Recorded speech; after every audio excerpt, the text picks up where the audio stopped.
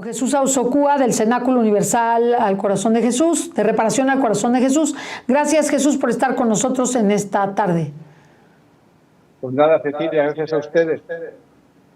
Están siempre trabajando para Dios, por la evangelización en el ámbito de la divina voluntad y en otros. Así que afortunados todos los que colaboramos y todos los que le siguen, porque están siendo beneficiarios de la palabra de Dios a través de este medio, que deberíamos valorar más, yo creo, porque es la nueva evangelización realmente, la que consiguen medios como el de usted, que se ufanan con todo lo que les ocurre, con un gran esfuerzo que me consta, un gran equipo detrás y las 24 horas del día, y la verdad es que están llegando a los hogares donde no llega la palabra de Dios, así que sería importante que lo valorases más de lo que lo valoramos. Así que bueno, yo les doy las gracias a ustedes.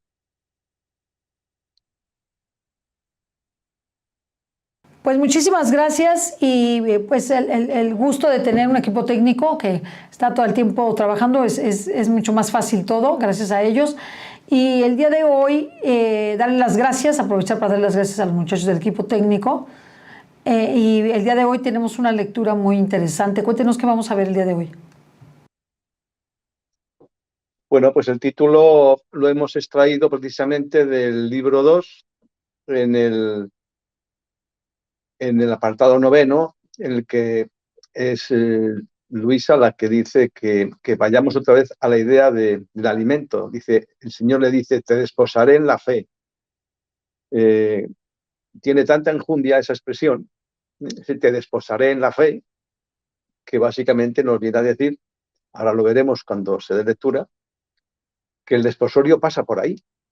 Y de esa unidad de vida con Dios pasa a través de la fe, que es el alimento del alma, es quien nos hace verdaderamente poder permanecer en unidad con Dios. Sin la fe es imposible, y ya nos lo dice él después, y en otros pasajes, muchos pasajes del libro del cielo, que la fe es Dios, y que la fe es él mismo, ¿no? Entonces, aquí con esta expresión de desposar en la fe, les está diciendo el núcleo de la unidad con Dios. Sin fe es imposible. Y también nos dicen otros apartados que no podemos tener la fe sin la creencia. Y no podemos tener creencia sin el conocimiento. Y vamos a hacer esta concatenación, que es muy importante distinguirla, pues porque estos programas y todos los que hacemos con el doctor Tomasini, ¿verdad?, tienen como sustrato esto: dar a conocer el conocimiento que Dios nos quiere manifestar a través de estas revelaciones. Sin el conocimiento no podemos creer, y sin la creencia no podemos tener fe. Así que el alimento de la fe es creer y el alimento de la creencia es el conocimiento. Así que vayamos pues a dar a conocer a todos ustedes y también nosotros el conocimiento que Dios nos da, porque es el mismo Jesucristo quien habla aquí. Y si verdaderamente le ponemos atención, que este conocimiento es Él quien lo expresa, penetrará en el alma y nos llenará de creencia. Que la fe se alimenta de la creencia y que la creencia se alimenta del conocimiento. Y que estos programas persiguen precisamente dar a conocer, valga la redundancia, este conocimiento que Jesús nos da. Que es lo que va a alimentar la creencia. Y subsiguientemente la creencia va a derivar en esa fe férrea que Jesús nos pide. Y que es donde nos dice que nos va a desposar. Así que si concatenamos esos tres aspectos, conocimiento, creencia y fe, empezaremos a comprender la importancia de conocer y de prestar atención a lo que conocemos y de experimentar el conocimiento que nos da, porque no se trata de un conocimiento intelectual, se trata de un conocimiento para experimentarlo de forma inmediata. Dice nuestro Señor Jesucristo a la sierva de Dios, Luisa Picarreta, que con que la criatura experimente, aunque solamente sea un solo conocimiento, tiene tal poder ese conocimiento porque es la verdad que Él nos dice, Dice nuestro Señor Jesucristo que cada conocimiento que Él nos da, siendo la verdad, atrae como un imán a más verdades, abre el alma, purifica el alma y le abre para que pueda obtener todavía más luz de comprensión. Así que un conocimiento experimentado abre la puerta a esa luz que necesitamos para seguir comprendiendo el resto de los conocimientos, aumentar la creencia y finalmente obtener una fe firme. Así que es de una importancia extraordinaria, extraordinaria. Experimentemos lo que vayamos conociendo, porque eso es lo que dice Jesús, va a ser lo que abra la mente y el alma, y lo que nos va a hacer que podamos comprender cada vez más. Les invitamos, pues, a que todo lo que vayamos conociendo, vayamos experimentándolo, haciéndolo vida, como dice nuestro Señor, de este momento en adelante.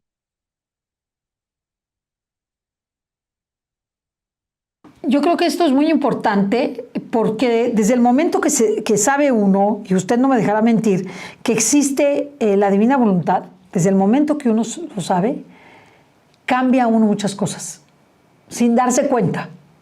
Yo no sé si usted experimentó eso, pero yo desde el momento que supe que existía, fui haciendo como un cambio, claro que no es algo que se dé de la noche a la mañana, es algo paulatino, pero sí,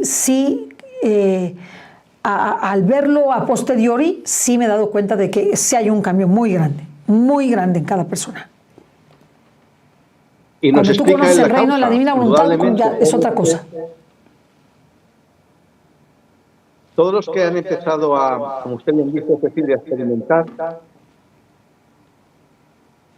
la primera consecuencia es que cuando estamos permitiendo a Dios participar de forma consciente en cada acto de nuestra vida, cuando le invitamos a participar, viene todo lo que Él es, nos lo dice Él, viene todo lo que Él es e impregna a la criatura de todo lo que Él es y va transformando nuestra forma de vivir.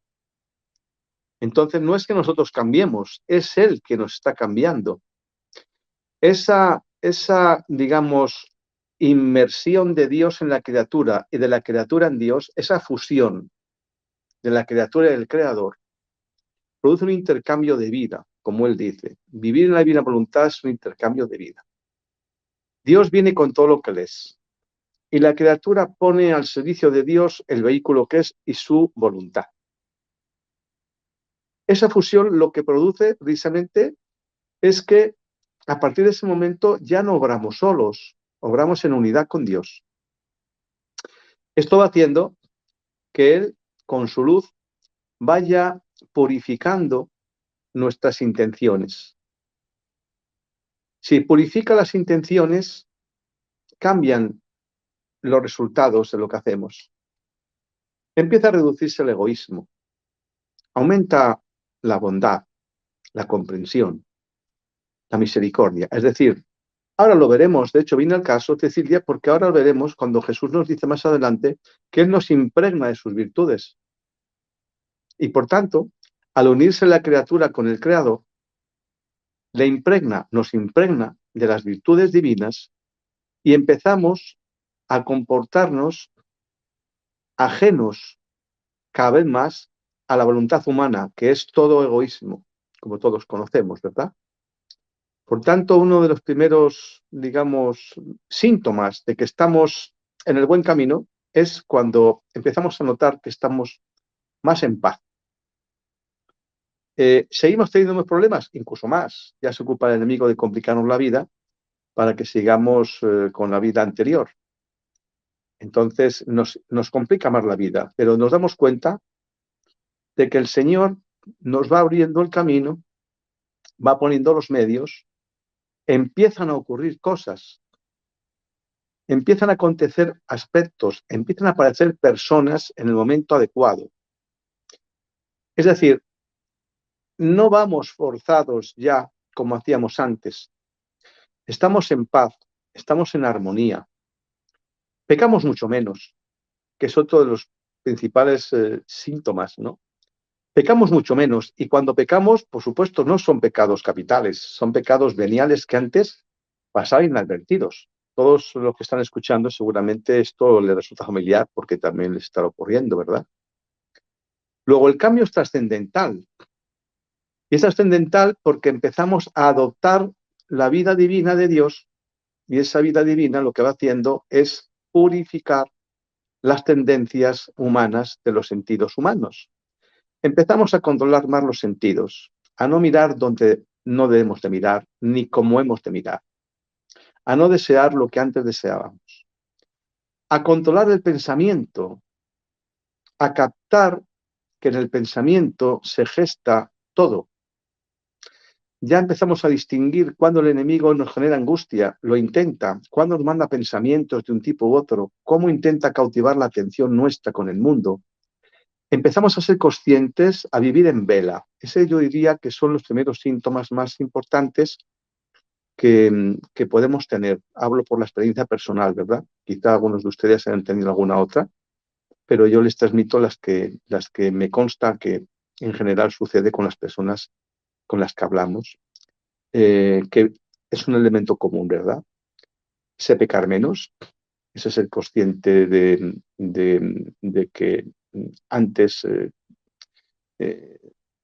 lo que me parecía normal hoy ya no lo es, porque enseguida viene una especie de contrición innata, porque Jesús es incapaz de estar donde hay pecado. Entonces dice, como decía San Pablo, perdón, el Papa Juan Pablo II, que se confesaba 2 y hasta 3 veces a la semana, le preguntaron, Santo Padre, ¿cómo es un Papa, el pontífice, se puede confesar hasta 3 veces? Y le respondió que indudablemente que cuanto más cerca se estaba de Dios, más fácil se veía el pecado de uno, porque a mayor cercanía a la luz, esa luz iluminaba las vergüenzas de la criatura. Por eso va haciendo el Señor con esa aproximación cada vez mayor, paulatina, en unidad con nosotros, va haciéndonos ver los pecados que cometemos que antes pasaban inadvertidos. Luego, este es uno de los principales rasgos distintivos de la forma de vivir antes y la de después. Otra es la paz, como hablábamos, la armonía, la serenidad y, por supuesto, el empezar a saber cómo tratar con el enemigo, que se gesta todo en la mente y ya estamos atentos, ya miramos a lo que está ocurriendo, ya no nos distrae con tanta frecuencia ni nos hace creer cosas que no son. Somos conscientes y estamos presentes de lo que está ocurriendo y nos permite sustituir y destruir, como dice nuestro Señor, con la consumación, esos pensamientos de inducción del enemigo, los sustituimos pues con el Señor, con la Madre Santísima, con su corazón inmaculado, con el corazón sacrificio de Jesús, con la cruz, con cualquiera de los aspectos de la divinidad. Y como dice el Señor, cuando sustituyes y destruyes esos pensamientos que podrían haber sido pecaminosos, los conviertes en pensamientos divinos. Ese pensamiento divino origina una vida divina. Y esa vida divina, dice nuestro Señor, soy yo. Por tanto, si nos impregnamos de Dios, la primera consecuencia que tendremos es esa. Es que si estamos impregnados de Dios, empezaremos a comportarnos de forma digna. Empezamos a imitar a Jesús en la forma de vida, porque es lo que Él nos impregna en el alma. Y esto básicamente es lo que nos va a decir aquí. Ahora lo veremos paso a paso. Si a usted le parece, le damos lectura, Cecilia. Muy bien, por favor, ahorita leemos entonces. Estamos en el número 9 del libro 2 o el cuaderno 2 de los escritos de Luisa, o sea que ya el 1 lo terminamos. Ustedes lo pueden ver en un enlace que se llama La Divina Voluntad Paso a Paso, nada más que me confirmen que está ahí el enlace y que lo pongan en el chat. y no estoy recibiendo ningún comunicado de chat, nada. Normalmente nos escriben, nos preguntan y no puedo ver nada. Pero pues ya sabemos que cómo estamos, ¿verdad? Con la cosa técnica difícil. Bueno, pues vamos a leer, estamos en el número 9 del libro segundo, o del cuaderno segundo. Dice, ahora vayamos otra vez a la idea del alimento, el cuerpo. Tomando el alimento, no solo se sostiene, sino que participa de la sustancia del alimento, que se transforma en el mismo cuerpo. Ahora sí, el alma que vive de fe, como la fe es Dios mismo, el alma viene a vivir del mismo Dios, y alimentándose del mismo Dios, viene a participar de la sustancia de Dios, y participando viene a asemejarse a Él y a transformarse con el mismo Dios. Por lo tanto, el alma que vive de la fe, o de fe, le sucede que santo es Dios, santo es el alma y potente Dios. Potente el alma, sabio, fuerte, justo Dios, sabia, fuerte, justo el alma. Y así de todos los demás atributos de Dios. En suma, el alma llega a ser un pequeño Dios, con minúscula, o la bienaventuranza de esta alma en la tierra, para ser luego más bienaventurada en el cielo. Comprendí también que lo que significan esas palabras que el Señor dice a sus almas predilectas, te desposaré en la fe, que el Señor en este místico desposorio viene a dotar a las almas de sus mismas virtudes. Me parece como dos esposos que, uniendo sus propiedades, no se disciernen más las cosas del uno y las del otro, y ambos se hacen dueños de todo. Pero en nuestro caso el alma es pobre, todo el bien es por parte del Señor, que la vuelve partícipe de sus sustancias. Vida del alma es Dios, la fe es Dios, y el alma, poseyendo la fe, viene a injertar en sí todas las demás virtudes, de manera que la fe está como rey en el corazón y las demás virtudes están a su alrededor, como súbditas sirviendo a la fe. Así que las mismas virtudes sin la fe son virtudes que no tienen vida. Me parece a mí que Dios en dos modos comunica la fe al hombre. La primera es en el santo bautismo. La segunda es cuando Dios bendito, depositando una partecita de su sustancia en el alma, le comunica la virtud de hacer milagros, como la de poder resucitar a los muertos, sanar a los enfermos, detener el sol y demás. Oh, si el mundo tuviera fe, se cambiaría en un paraíso terrestre. Oh, cuán alto y sublime es el vuelo del alma que se ejercita en la fe. A mí me parece que el alma, ejercitándose en la fe, hace como aquellos tímidos pajaritos que, temiendo ser tomados presos por los cazadores o bien por cualquier otra insidia, hacen su morada en la cima de los árboles o bien en las alturas, cuando después son obligados a tomar el alimento descienden. Toman el alimento y rápidamente vuelan a su morada, y alguno más prudente toma el alimento y ni siquiera se lo come en la tierra, para estar más seguro que se lo lleva a la cima de los árboles y allá se lo come. Así el alma que vive de fe es tan tímida de las cosas terrenas que, por temor de ser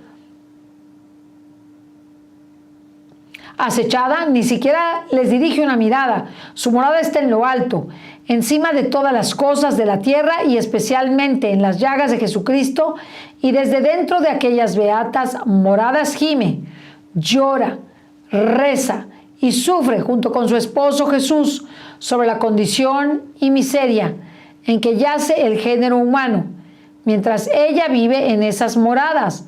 De las llagas de Jesús el Señor le da una partecita de sus virtudes y el alma siente en sí aquellas virtudes como si fueran suyas, pero sin embargo advierte que si bien las ve suyas, el poseerlas le es dado, que han sido comunicadas por el Señor. Sucede como a una persona que ha recibido un don que ella no poseía y ahora ¿qué hace? Lo toma y se hace dueña de él, pero cada vez que lo mira dice entre sí, esto es mío, pero me fue dado por esa persona. Así es el alma a la cual el Señor, desprendiendo de sí una partecita de su ser divino, la cambia en sí mismo.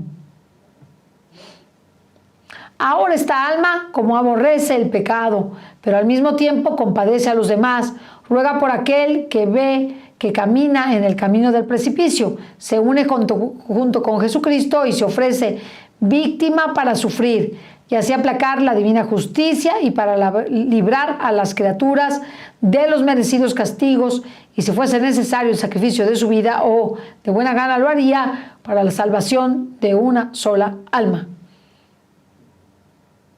¿Quiere decir algo ahí? Me estaba reservando, porque claro, en el momento en que en el momento en que la criatura se une al Creador, esto es la divina voluntad, ¿no? La explicación de la divina voluntad, básicamente, sintéticamente, es empezar a saber el fin para el que fuimos creados. Y ese fin no es otro que el de vivir como vivía Adán, en unidad con Dios. Cuando ya esto somos conscientes de ello y empezamos ya a permitir a Dios, y digo bien, permitir que obre en unidad conmigo, cuando le doy participación en mi vida, no es que le pregunte si me puede ayudar, no, le digo que participe conmigo en lo que haga. Indudablemente el pecado nunca participará.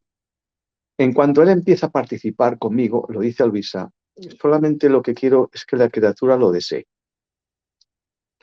Dice Jesús, el resto me ocupo yo. ¿Significa esto? Que desde el momento en que yo hago el acto preventivo, es decir, en el que por la mañana le digo a Dios, a la Santa Trinidad, que mi deseo es que se una para llevar a cabo todo conmigo, Él lo hace. Dice Jesús que aunque la criatura no se acuerde del resto del día, Él lo sigue haciendo. Bien, ¿qué se produce cuando existe esta unidad de la criatura con el Creador? Que la criatura, al estar en ella el Creador dispone para la criatura de todas sus virtudes. Empieza la criatura a usar las virtudes del Creador. Esto es lo que ocurría con la vida de Jesús en la tierra. Jesús era Dios y hombre verdadero. La naturaleza humana de Jesús sometía su voluntad humana a la voluntad divina, a la voluntad de Dios, a la voluntad del Padre. Por eso siempre decía, yo he venido a hacer la voluntad de mi Padre. Entonces, la humanidad de Jesús era el vehículo de la divinidad. La divinidad se valía de la parte externa de Jesús, de la parte humana.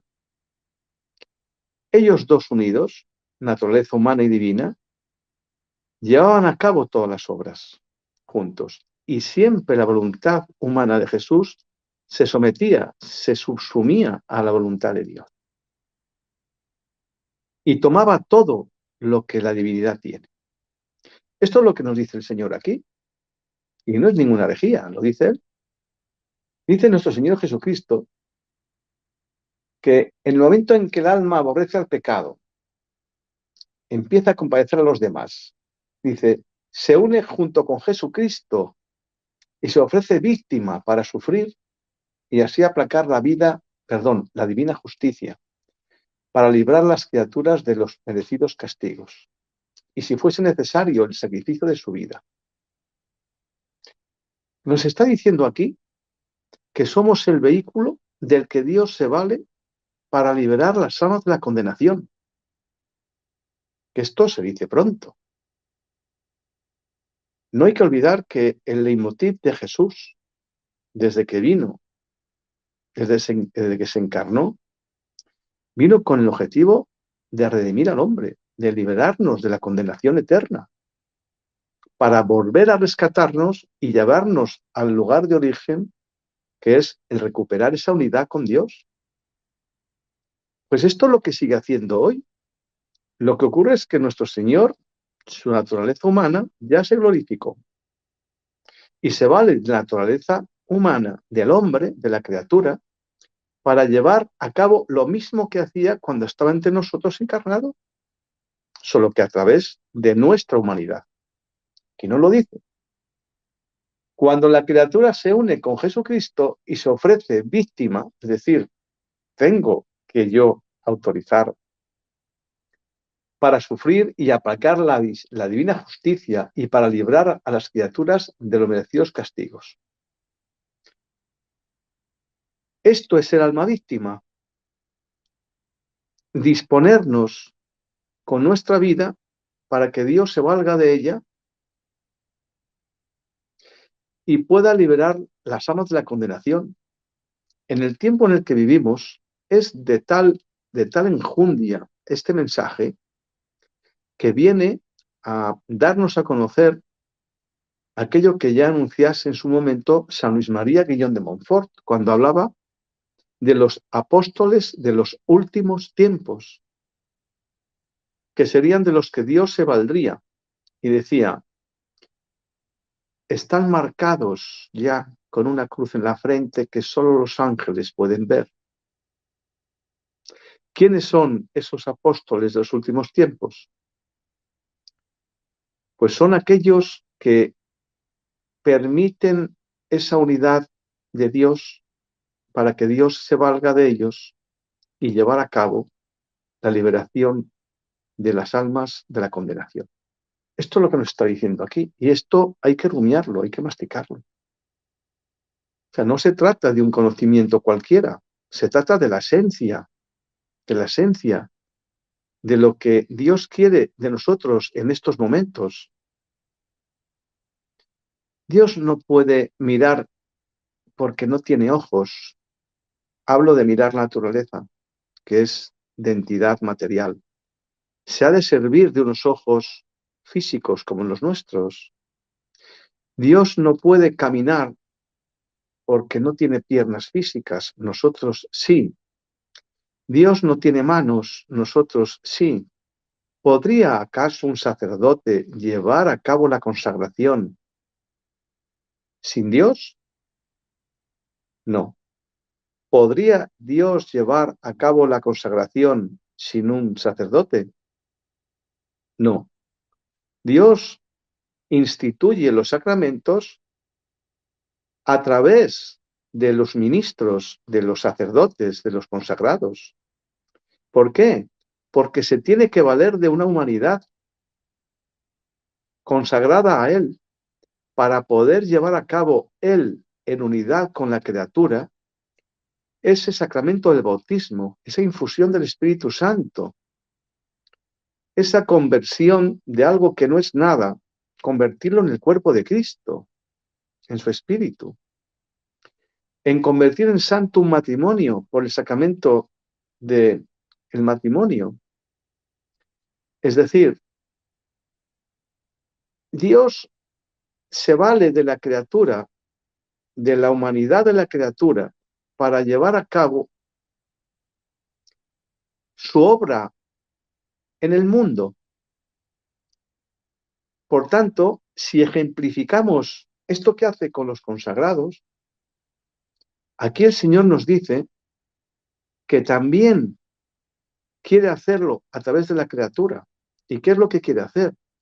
Pues quiere que le dejemos participar en nuestra vida. Porque cuando le damos participación en nuestra vida, Él empieza a obrar en unidad con nosotros, empieza a expresarse a través de nosotros, empieza a utilizar nuestros sufrimientos. Qué importante es que esto lo retengamos, qué importante. Cuando tenemos sufrimientos de cualquier característica, dice Jesús, que Él en la criatura lo sufre. Él padece nuestros padecimientos y se sirve de ellos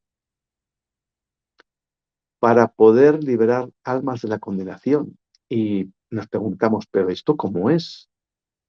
Y hemos de respondernos, nos responde Él. Yo me valí de los sufrimientos de mi pasión para pagar al Padre Eterno por los pecados de la criatura.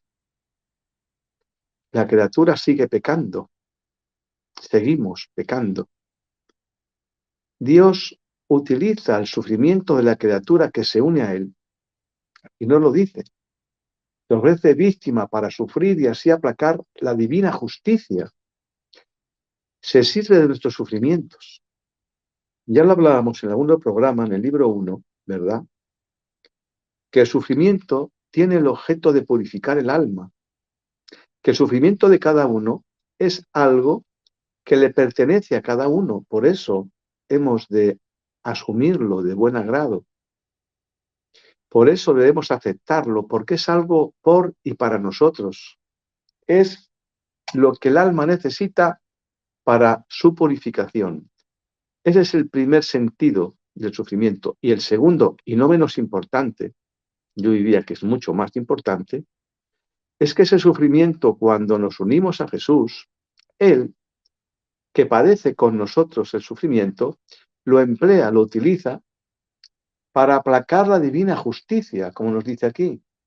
Es decir, para pagar al Padre Eterno, para compensar la maldad del mundo y aplacar la justicia divina que está en el pasaje siguiente. Veremos cómo Jesús le dice a Luisa los sufrimientos que vienen.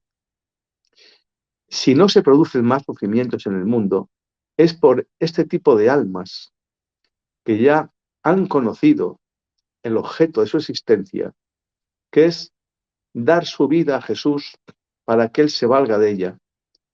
Ellos evolucionar aquí en la tierra, no esperar al purgatorio a purificarnos, sino purificarnos aquí con el sufrimiento, con las experiencias dolorosas de cualquier índole, internas y externas, y que Jesús, en unidad con nosotros, se valga del sufrimiento para redimir al hombre, para aplacar la justicia divina, para pagar al Padre Eterno, como hiciera en su pasión. Por tanto, antes nos explicaba que cuando la criatura se une al Creador, la criatura obtiene las virtudes del Creador, porque esa unidad perfecta que hace el Creador con la criatura le dota a la criatura de sus virtudes. Y la criatura empieza a cambiar, lo que usted decía al principio del programa. Empezamos a notar en nosotros un cambio importantísimo, muy importante. Lo hablamos al principio, esa serenidad, esa disposición, esa solidaridad con el prójimo, esa compasión, esa comprensión con el prójimo cada vez mayor, esa entrega a querer ayudar, esa intención de apoyo, esa compasión con el prójimo cuando está haciendo algo, saber que Jesús está sufriendo en esa persona. Por tanto, Y aquí también el Jesús, Señor el nos dejar lo el deja pecado, categóricamente. también dejar el pecado. Yo creo que eso es muy importante, que vas dejando el pecado porque no lo soportas. Bueno, es que él no puede estar con el pecado.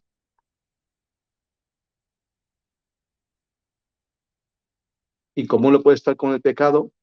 Indudablemente va reduciendo en nosotros, a través de sus virtudes, la propensión al pecado. Vamos captando antes cuando incluso puede llegar a producirse el pecado. Porque cuando tomamos sus virtudes, como son incapaces de pecar, porque es el 13 santo, lo que van haciendo es salvaguardarnos, blindándonos de cometer pecado. Y uno de los efectos que por lo menos he podido percibir con mayor facilidad es el blindaje mental, en el que antes costaba muchísimo distraer la mente cuando el enemigo empieza a ponerse pesado y a enviar pensamientos, pues distrayéndonos, pues pensamientos a veces de placer, a veces de angustia, a veces de incertidumbre, a veces de desesperanza. Cuando empezamos a ver la realidad y vivimos en una unidad cada vez más estrecha con el Señor, empezamos a ver que la mente se limpia, que el combate espiritual del que hablan los santos, el reconocer las insidias diabólicas, cada vez se ve con más frecuencia y con mayor rapidez. Y es lo que hace que comprendamos verdaderamente, dice, si Dios está conmigo, ¿quién puede estar contra mí? Es que es una frase del Evangelio tan categórica que antes no comprendíamos Es decir, era una frase hecha, ¿verdad? Ahora, a la luz del conocimiento de la divina voluntad, la mayoría de los evangelios ya los comprendemos. Ese de quien no está conmigo está contra mí, ya lo conocemos, ya sabemos qué quiere decir. Quien no recoge conmigo desparrama. Pero sobre todo ¿no? Este de, si Dios está conmigo, ¿quién puede estar contra mí? Esto es categórico. Aquí no lo dice el Señor de otra manera distinta. Se une junto con Jesucristo y se ofrece víctima para sufrir y así aplacar la divina justicia y para librar a las criaturas de los merecidos castigos. Quiero decir que es algo de tal profundidad, de tal importancia, que por favor no puede pasar desapercibido. Tenemos que ser conscientes de esta realidad. Tenemos que hacerla nuestra. Tenemos que afianzarnos en creerlo. ¿Por qué hemos de creerlo? Porque es el mismo Jesucristo quien lo dice. Cuando verdaderamente lo creo, porque es Jesucristo quien lo dice, mi fe va a aumentar, que es lo que nos dice al principio. La fe soy yo. La fe es Dios. Aumenta la fe desde el momento en que creo y empiezo a creer con firmeza cuando conozco. Cuando conozco y aprehendo, hago mío el conocimiento experimentándolo. Un ejemplo sencillo que podemos poner aquí en esta enseñanza, en este conocimiento, se une con Jesucristo y se ofrece víctima para sufrir y así aplacar la divina justicia y para librar a las criaturas de los merecidos castigos. Hagámoslo. No nos quedemos con la enseñanza, ¿verdad? Hagámoslo.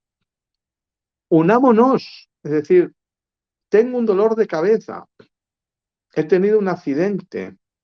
Me ha ocurrido una desgracia. Es verdad que en ese momento es muy complicado manejarlo. Es verdad. Es verdad. Pero pasado unos instantes, un momento, saquemos fruto, jugo a ese sufrimiento. Sepamos primero, como dice Jesús a la sierva de Dios, ya en el libro 1, todo lo que te ocurra, gustando o no, dice el Señor, tómalo como venido de mí. Empecemos a tomar como venido de Jesús los padecimientos. Sepamos que ese padecimiento es inherente y proporcional a lo que mi alma necesita para ser purificada aquí. Si no, va a tener que ser allá en el purgatorio y sin mérito ninguno. La diferencia es que aquí, al saberlo y asumirlo, estoy purificando el alma y no solo eso, sino que ese sufrimiento, cuando lo uno con Jesús, Jesús se sirve del sufrimiento que estoy teniendo y está aplacando la divina justicia y está liberando almas de los castigos y aquellos que están a punto de morir de la condenación. Por tanto, esta enseñanza que el Señor nos dice en 3 renglones, si lo hacemos vida, damos vida a este conocimiento, poniéndolo en práctica, experimentándolo, vamos a ver milagros. Vamos a ver una transformación interior extraordinaria. Porque el hecho de poner en práctica lo que me está diciendo Jesús está aumentando la divinidad del Creador en la criatura y está liberando a la criatura del ego. Y empieza a producirse, tantas veces lo decimos, y también por reiteración para que se nos grabe, se empieza a producir lo que nos anuncia San Juan. Yo tengo que disminuir para que Él crezca. ¿Qué es lo que tengo que disminuir? El ego, la voluntad humana, el yo. ¿Cómo disminuye? Aumentando la presencia de Dios. ¿Cómo aumenta la presencia de Dios? Pues llevando a cabo lo que me dice aquí. Únete, ofrécete como víctima para sufrir y así aplacarás la divina justicia y libras a las criaturas de los merecidos castigos. Y si fuere necesario, dice, el sacrificio de su vida. Dice, de buena gana lo haría, dice Luisa, para salvación de una sola alma. Es decir, en 3 renglones nos está dando un conocimiento tan intenso, tan nuclear, tan profundo, tan importante, que con que nos quedemos solo con esto y empecemos a experimentarlo, vamos a empezar a ver un cambio trascendental en nuestra vida. Hay un ingrediente fundamental que el Señor nos dice y que hemos de tener en cuenta siempre, también lo mencionamos, se llama constancia, perseverancia. Dice nuestro Señor, a ver si lo encuentro por aquí, porque es muy interesante, que la constancia es lo que verdaderamente da vida. Se lo voy a leer, porque todo este conocimiento que lo ponemos ahora mismo en práctica, ¿verdad? Si no es constante,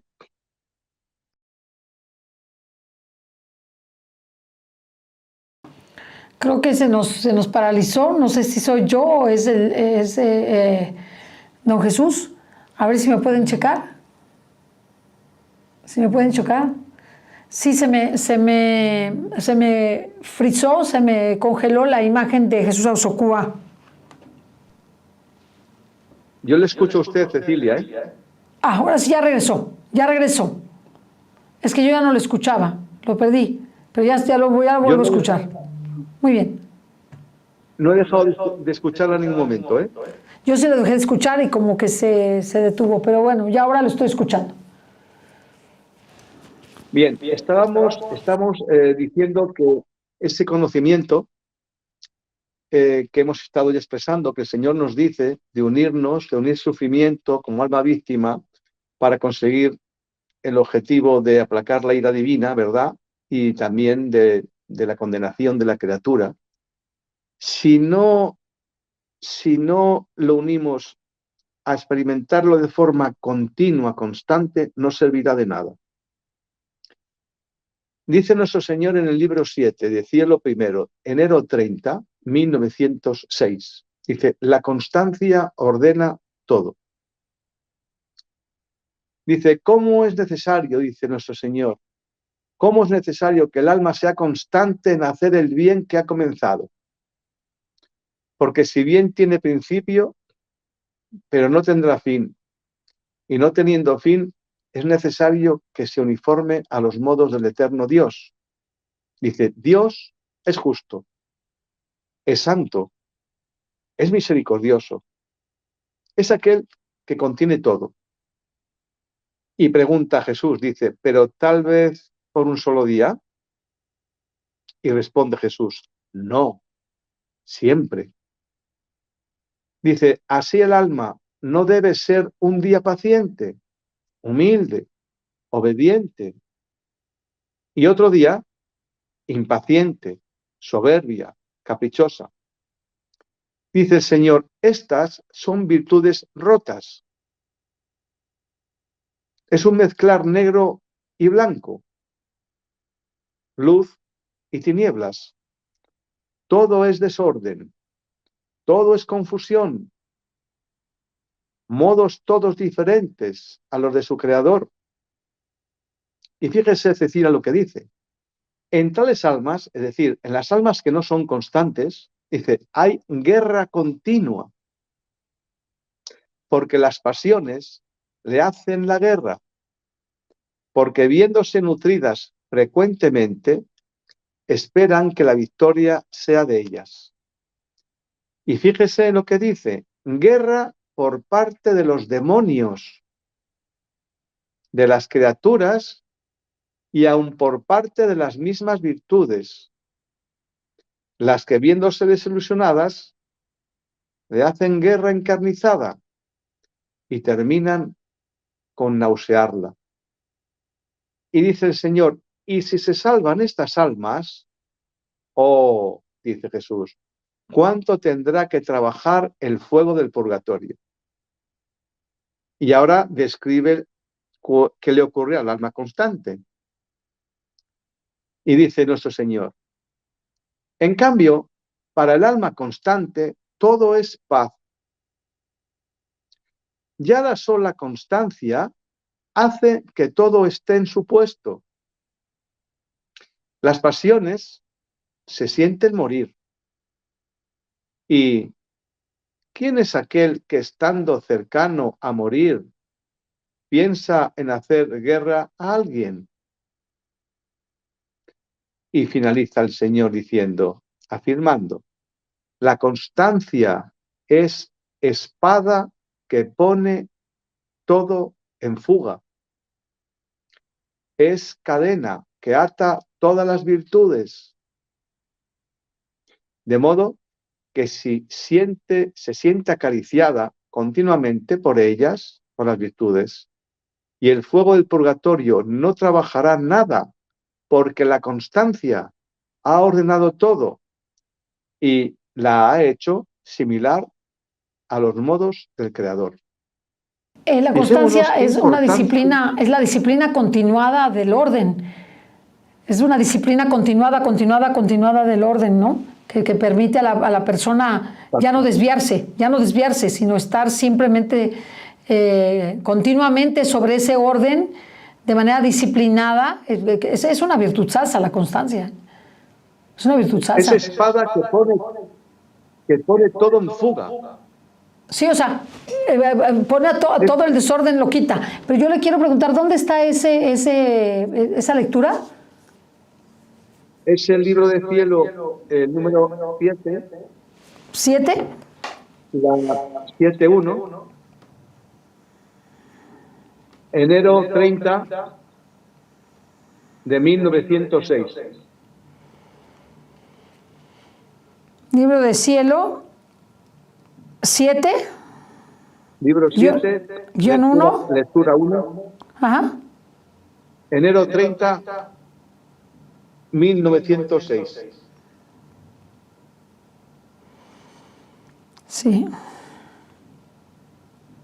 Un día, Cecilia, vamos a hacer un programa, un monotemático de la constancia, porque habla el Señor en muchos pasajes, porque es tan importante que sin la constancia podemos tener en la memoria el libro de cielo, pero nada más. Sí, nada más. Así que un solo conocimiento, este mismo que es tan importante, unir el sufrimiento a Jesús de forma continua, no hoy porque lo leí y me gustó. No, se trata de que ya sea una forma de vida. En el momento en que empiezo a experimentar en mi vida esta conducta, forma parte de mí. Y eso mismo va originando que la constancia se instale.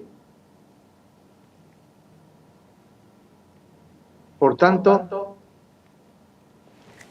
tengamos presente la constancia y pongamos constancia en hacer vida en esto que hemos conocido hoy, que no es poco, nada más y nada menos que unir mi sufrimiento a Jesús y ofrecerlo como alma víctima para que Él se valga para aplacar la ira divina o la justicia divina, para aplacar los sufrimientos que merecemos y para liberar almas de la condenación. ¿Puede haber mayor ofrenda a Dios?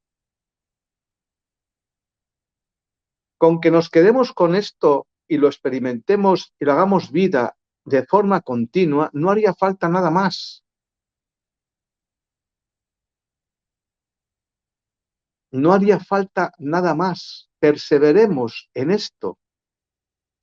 Ofrezcámonos a Jesús para que se valga de nuestra humanidad, viva en unidad con nosotros y ofrezcámonos como alma víctima para que Él se sirva de nuestra humanidad y aplaque la ira divina y libere las almas de la condenación.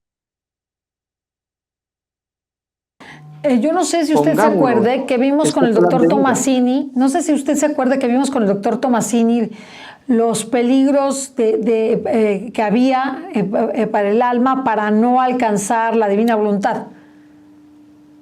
Y uno de los peligros era la inconstancia. Exacto. Y Yo otro de los diría que peligros era es, que no, el que estuviéramos dispersos. Que estuviéramos la dispersos. dispersión es fruto, la dispersión es fruto de la inconstancia. Y luego también otra que nos dijo, bueno, la turbación, que también es parte de la inconstancia. La constancia es disciplina en el conocimiento conocido. Y en la ejecución del Es decir, conocimiento si conocido. sí, en llevar a cabo el conocimiento, en vivirlo. Es decir, voy a empezar a vivir así ahora. Es un plan de vida, que diría en el Opus Dei, un plan de vida. O sea, esto que hemos leído hoy, Cecilia, es un plan de vida. Pongámonos como plan de vida. Dice, esta alma, cómo aborrece el pecado, pero al mismo tiempo compadece a los demás, ruega por aquel que ve que camina en el camino del precipicio.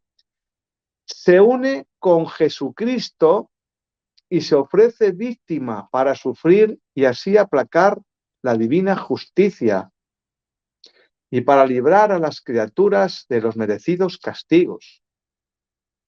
Y si fuese necesario el sacrificio de su vida, o de buena gana lo haría, para la salvación de una sola alma. Si esto empiezo a hacerlo hoy y me lo pongo como propósito de mi vida, de forma continua, constante, vamos a ver un cambio exponencial en nuestro interior y, por supuesto, en el exterior. No tendríamos que hacer nada más y nada menos. Servirle a Dios de vehículo para que su divinidad se funda en mi humanidad y con mis actos Él lleve a cabo lo mismo que hizo cuando estuvo entre nosotros encarnado.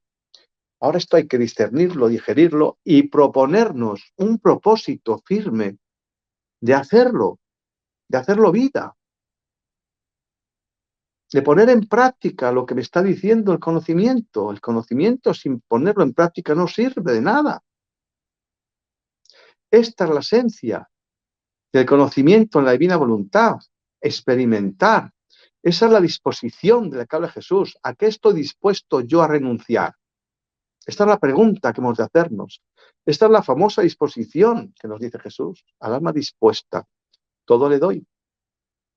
¿Por qué? Porque es capaz de recibirlo. No es porque sea más que otro, no. Es que el alma dispuesta está abierta a recibir. Porque se está entregando. Y cuando la criatura se entrega, el Creador entra y dispone de la criatura.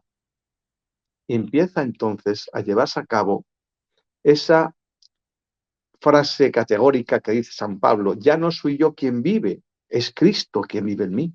Pero es que no solamente vive, porque San Pablo se quedó ahí, ¿verdad?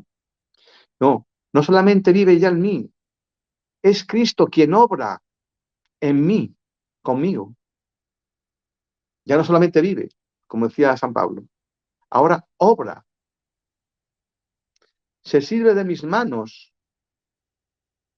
de mis ojos, de mis oídos, de mi lengua, de mis pies, de mi mente, de mis pensamientos, de la inteligencia, de la memoria, de todas las virtudes, y las une a las mías y las convierte las mías en las que son de Él, las diviniza. Y la criatura empieza a reducir el comportamiento del ego, el egoísmo, que degenera en envidia, en codicia, en sensualidad, bueno, todos lo conocemos, ¿verdad? ¿esto es lo que se produce? Pues es que estamos en el libro segundo, apartado 14, y está siendo el Señor categórico en 3 frases, pero lo llevamos a la práctica de forma continua, constante. Nos hemos hecho el propósito de llevar a cabo exactamente esto en mi vida a partir de ya.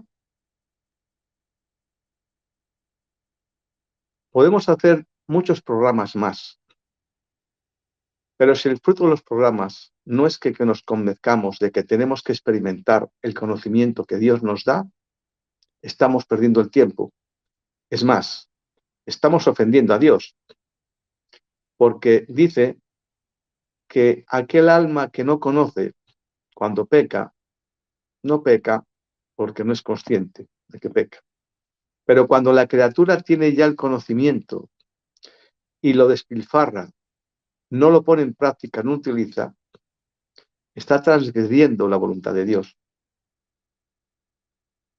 Porque me está diciendo lo que quiere de mí. Y ese hágase tu voluntad, del que mencionamos cada día en el Padre Nuestro, es teórico, no es real. Por tanto, ojalá empecemos todos a partir de hoy a experimentar con la convicción y la firmeza de lo que el Señor va a obtener a través de mí si me ofrezco a Él entregarle lo que soy para que aplaque la divina justicia, libre a las criaturas de los merecidos castigos y libere almas de la condenación. ¿Hay mayor ofrenda que esta? Para los que nos preguntábamos, bueno, pero ¿para qué estoy aquí? Ya lo saben. ¿Pero para qué ha creado Dios al hombre? Ya lo saben, ya lo está diciendo. El fin para el que fuimos creados es para vivir en unidad con Él. ¿Por qué? Porque Dios es espíritu y la criatura es materia. Y para que Dios pueda manifestarse en la materia, necesariamente tiene que servirse de la materia. Por eso Dios se hizo carne y habitó entre nosotros. De otro modo, no podía haberlo hecho. Jesús, aquí Por nos tanto, quedaríamos, ¿qué le parece? Y simplemente me dicen desde España que quieren los libros. Perdonen que esté viendo mi celular, pero les estoy contestando, porque normalmente puedo hacerlo directamente de mi teclado. Tengo mi teclado y mi pantalla especial para poderles contestar, pero ahora no me sale el chat, no me salió el chat. Entonces, para poderles contestar, entonces estoy tomando mi celular y desde mi celular les estoy contestando. Y Jesús, ¿dónde pueden escribirle para solicitar los libros en España? G reparación. ¿G de gato? G de gato. ¿Reparación? Punto.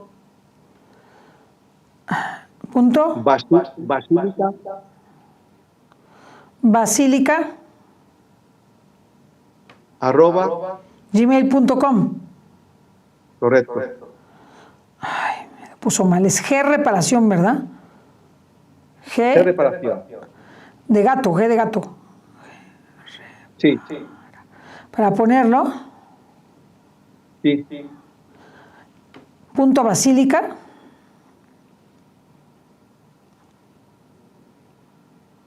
@gmail.com. Gmail.com. Se los estoy poniendo. Ahí está ya también. Ahí está también. Es que no veo nada. No puedo y entonces estoy viendo que lo que ustedes escriben y lo que ustedes nos hacen favor. Fíjense qué importante fue todo esto que dijimos de la fe y todo lo que el Señor nos regaló el día de hoy. Nos regaló el saber que la fe es Dios, o sea, y que de la fe nosotros nos comunica a Él su bondad, su verdad, su belleza y su unidad, nos da sus cualidades, nos las comunica. Y además aunque no sean nuestras, sabemos que Él nos la dio y las tomamos como nuestras, que cambian sustancialmente nuestra vida y que dentro de esto nos regala también la posibilidad de la constancia, que no es fácil, ¿eh? La constancia es una virtud grandísima, grandísima, muy, muy grande, es una virtud muy grande que nos ayuda a realmente aprovechar el don que recibimos. Porque si eres inconstante no lo aprovechas. Y en cambio con la constancia aprovechamos el don que el Señor nos regala. Así que pues con esto nos despediríamos, Jesús. Así que bueno, pues agradecerle, Jesús, por haber estado con nosotros. Muchas gracias. Gracias a todos los que nos ven y nos escuchan. Dios les bendiga.